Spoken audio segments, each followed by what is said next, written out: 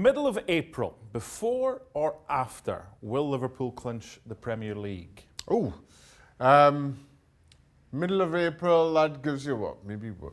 5-6 games to go between games? The record's 5 for City.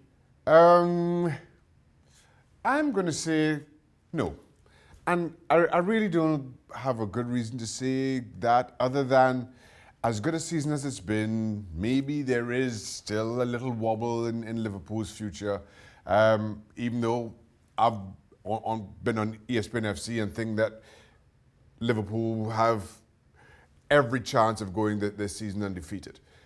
But I'm allowing myself room for error, Liverpool a little wiggle room in terms of their own wobble, and I'm going to say no. Looking at the Premier League since '92, there have been some wonderful title winners. We've had the Invincibles at Arsenal, we've had City getting over 100 points. If Liverpool maintain this form, because they were outstanding against Leicester and could have scored more, they're in that conversation, aren't they? Absolutely. For best since the Premier League began. Absolutely. And I think their points tally will eclipse that of Manchester City's.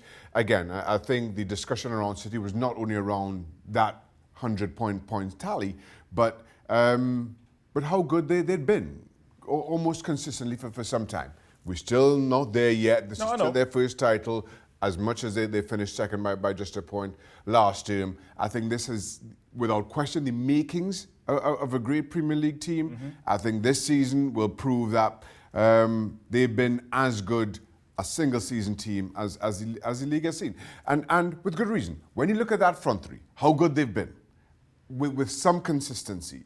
When you look at the additions they've made in Van Dijk and Alisson over the last 12 months, and how good that back four continues to work, and then a midfield which I believe continues to get even better. You've got the yeoman service of James Milner.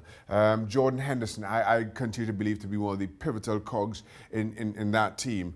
And then even players like Naby Keita, who came in a little bit uncertain. And you saw that, I thought Naby Keita was simply outstanding against Leicester. It shows the depth. Naby Keita could barely get that's not being kind, but he's not one of the first names on the team sheet. It took a while to get going.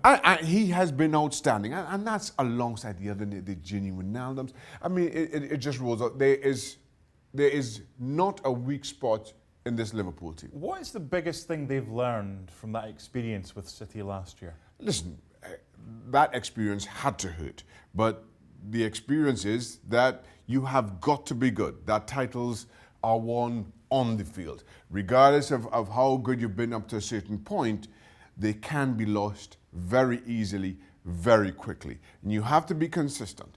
And the big thing for me with them is, as they get closer to that point where mathematically they're champions, while they continue to defend their own European crown, is that kind of dual focus, will that come back to cost them in one way or the other?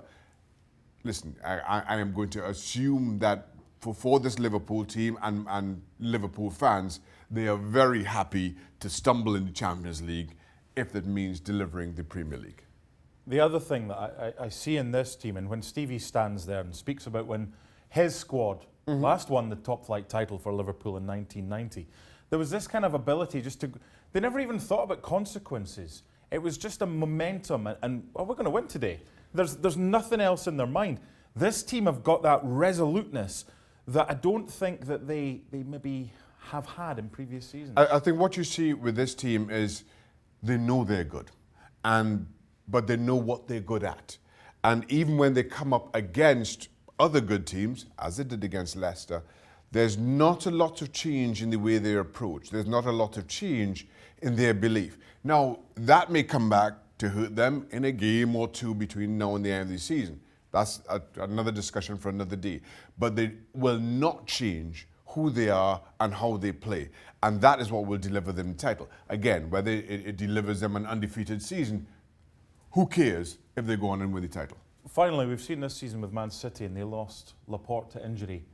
Are Liverpool just a Van Dijk or a Salah or a Mane injury away? Not from winning the title, because I think they'll do that, but from Jurgen Klopp thinking in January or in the summer, I still need backup for these eventualities. Well, They have a deep squad. They do. And it's but Van Dijk going out, that he's crucial. yes, but I mean the comparison with Laporte is City don't have a great back four otherwise. No. I mean, you look at Liverpool's back four. Gomez, who started alongside Van Dijk against Leicester, continues to be outstanding.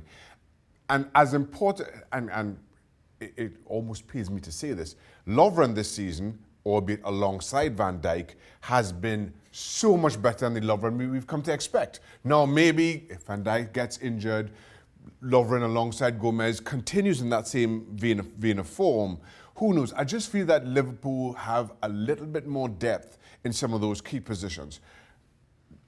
We all have to wait and see. We saw Alisson go down earlier this season, Adrian coming in, doing, filling in wonderfully well, as well as you can expect a number two. I just feel everywhere else that they have enough depth to cope. So, a case of when and not if Liverpool wrap up this Premier League title. Can they do it in record time, though? Thanks so much for watching ESPN on YouTube. And for more sports highlights and analysis, be sure to download the ESPN app. And for premium content and live streaming, subscribe to ESPN Plus.